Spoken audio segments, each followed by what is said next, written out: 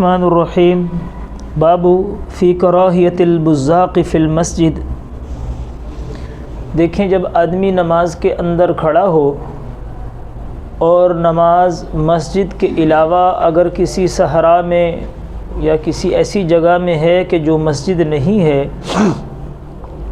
اب آدمی کے منہ کے اندر کوئی چیز بسا اوقات نماز کے دوران گھس جاتی ہے اور اس کو تھوک کے ساتھ باہر نکالنا پھینکنا بھی ضروری ہوتا ہے، یا جن لوگوں کو ریشے کا عارضہ رہتا ہے، یعنی ان کو ریشہ بہت زیادہ ہوتا ہے، تو ان کے بارے میں مسجد کے علاوہ اگر یہ نماز پڑھ رہے ہوں تو آپ علیہ الصلاۃ والسلام نے فرمایا کہ وہ اپنے سامنے بھی نہ پھینکے اور دائیں طرف بھی نہ پھینکے، کیونکہ سامنے اللہ جل شانہ کے ساتھ مواجہہ ہے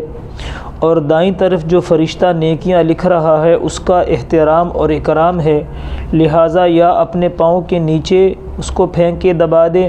یا اپنے الٹی سائڈ پہ اس کو پھینک دے۔ اب سوال یہ ہے کہ الٹی سائڈ پہ اگر پھینکے گا تو ادھر بھی تو فرشتہ ہے، ادھر بھی تو اس کا اکرام ہونا چاہیے۔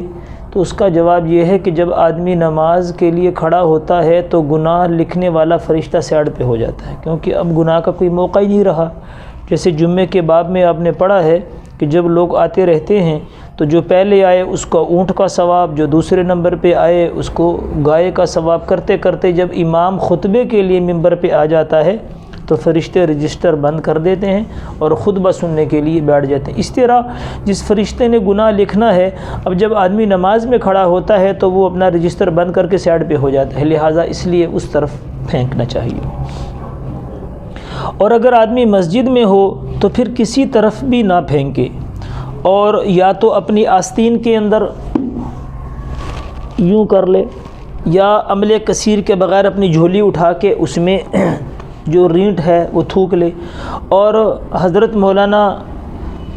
جمشید صاحب نور اللہ مرقدہ کو ہم نے دیکھا نماز کے دوران، یہ شیخ العرب والعجم حضرت حسین احمد مدنی رحمۃ اللہ علیہ کے خاص شاگردوں میں تھے، اور حکیم الامت حضرت مولانا اشرف علی تھانوی صاحب رحمۃ اللہ علیہ کی بکریاں چرائی ہیں ان لوگوں نے۔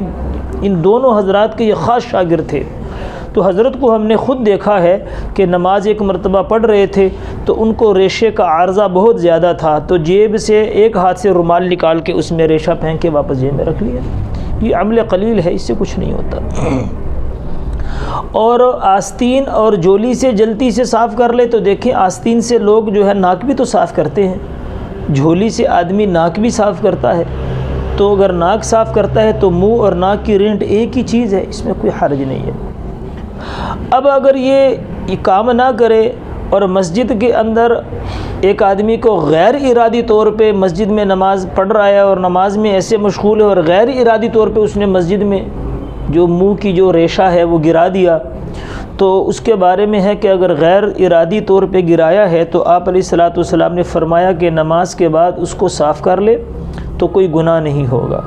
اور اگر جان بوجھ کر ایسا کیا ہے تو نماز پڑھنے کے بعد اس کو صاف بھی کرے اور توبہ بھی کرے،